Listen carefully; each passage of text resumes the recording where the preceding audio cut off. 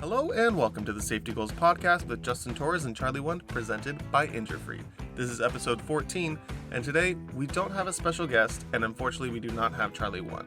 But what we do have is an extremely informative episode for you guys, breaking down rule changes in professional sports that were ultimately implemented due to injuries and how these have trickled down all the way to the youth level. So without further ado, let's get into the show. Rule changes in sports are a very common occurrence. They can be introduced for a multitude of reasons. For example, think of it like this. Basketball actually eliminated dunking for a period of time. They did this to level the field of play in an attempt to neutralize bigger and stronger players such as Wilt Chamberlain and Kareem Abdul-Jabbar, who both stood well above 7 feet tall. And because of this, from 1967 to 1976, high school and college basketball players were outlawed from slamming the ball through the rim, or as we call it today, dunking. To think that what was once a forbidden part of the game is now actually one of its most entertaining aspects just goes to show how certain times rule changes can be put in place in order to change the way the sport is played. However, while these rules were implemented to change the way the game is played, they weren't put in place to protect the athletes and improve the safety of these athletes. Some rule changes in certain leagues are put in place for these exact reasons. So, today, I want to cover 2 rule changes that have been made in professional sports in order to better protect athletes, which have made their way down all the way to the youth level. So, the first one that I want to talk about is the fact that the NFL, first off, is a very forward-thinking league when it comes to injury management. So, each week, tons of NFL games are played, and unfortunately, we all know that injuries do occur. Yet, the game that we're watching today on Sundays, in 2023, is not exactly the same game that it was even 12 years ago on Sundays. The NFL constantly changes its rules and adds new ones just to ensure the safer level of play for their athletes. These rule changes did not just take an effect on the NFL level, and that is because everyone who looked at these injuries and saw the results in the data that came from them and were reported by the NFL ultimately realized that this is not just an adult problem, that this is something that can go down all the way to the youngest athlete playing that sport. So, what injury is it that we're going to cover? Well, we're going to cover concussions. A concussion is what happens when the brain moves either rapidly back and forth or bangs against the side of the skull. This sudden movement can stretch and damage the brain tissue and trigger a chain of harmful changes within the brain that interfere with normal brain activities. Concussions have been an enormous point of emphasis for the NFL since 2011. This is when they introduced their concussion protocol, which has since been adjusted each year in order to have stricter and safer measurements to try and keep athletes safe and protected. After its introduction at the NFL level, concussions were now a higher focus and more highlighted at the youth level than ever before. The old way of thinking that football is meant to be rough, or as Charlie would say if you've listened to these episodes enough, is a sport where you should essentially rub some dirt on it, get back up, and get back in there. This idea was broken because of this thought. So, now comes a new era of thinking, where it came into protecting the athletes from concussions, and not just in football. Concussion research from football has also impacted a ton of other sports. So, as I said, this research came at the professional level showing long-term effects of head trauma, such as concussions on individuals. Ultimately, this research and the implementation of its 2011 concussion protocol led to former NFL athletes in 2012 filing a lawsuit due to the neurological deterioration, which is sometimes classified as CTE or chronic traumatic encephalopathy, and the recognition that this all came as a result of playing NFL football. Ultimately, in 2015, the NFL agreed to pay out $765 million to the players that were named in that lawsuit. The lawsuit and its introduction to the NFL concussion protocol had brought light to the need to protect all athletes from concussions at any level in any sport. But after being in effect for 12 years, the NFL and the youth level concussion protocols are still being constantly adjusted, as I said, to add stricter measurements. This is only to allow greater protection for any athlete playing any sport. We all have learned to understand how detrimental concussion can be, but we also know better ways to protect ourselves from it. At the youth levels, any time that an athlete who is suspected of sustaining concussion, they are immediately removed from the activity for the rest of the game. Youth athletes will follow this strict protocol in order to return to playing their sport, just like pro athletes. However, they also have the addition of having to return to the classroom. There are steps for the concussion protocol, and they are as follows. Step 1 is rest and recovery.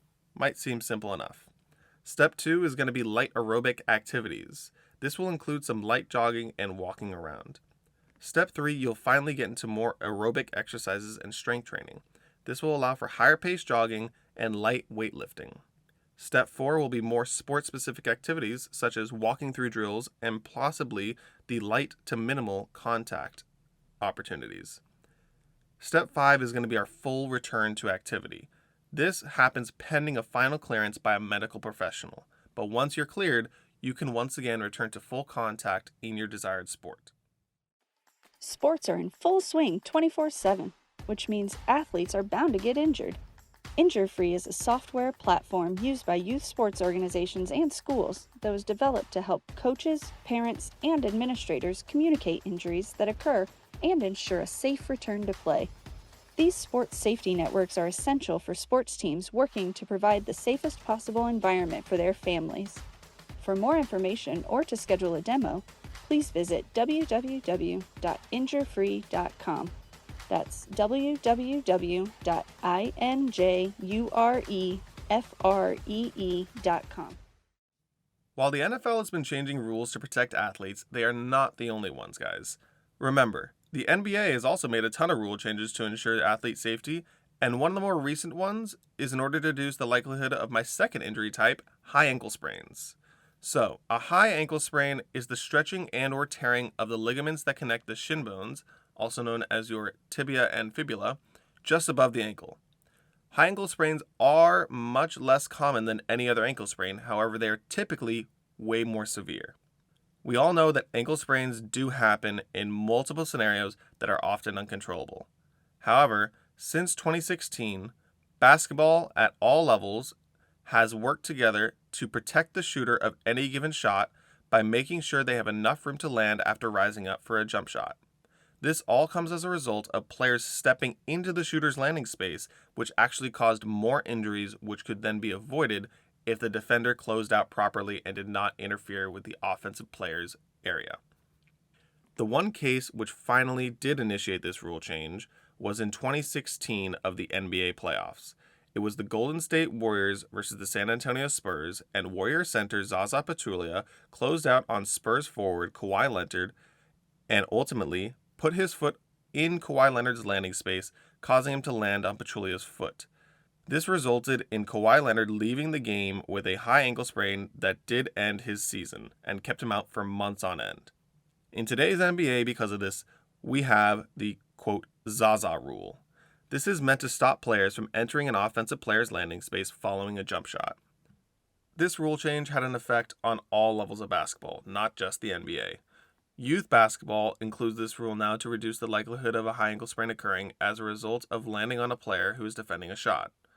Youth sports also has followed the NBA in the increased awareness of having proper footwear with the latest ankle support technology.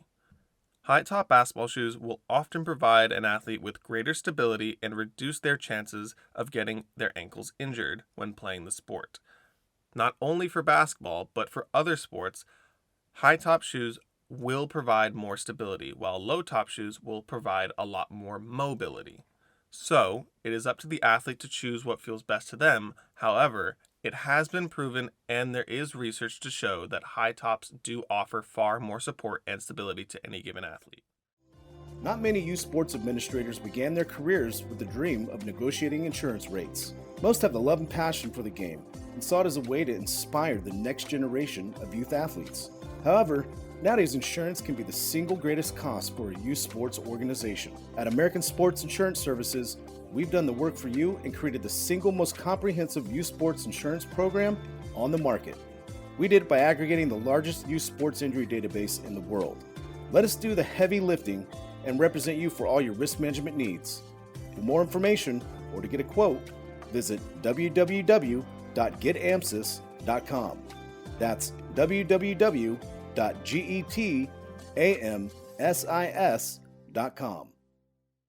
So, with all this being said, Both concussions and ankle sprains are not unfortunately just going to stop occurring in sports.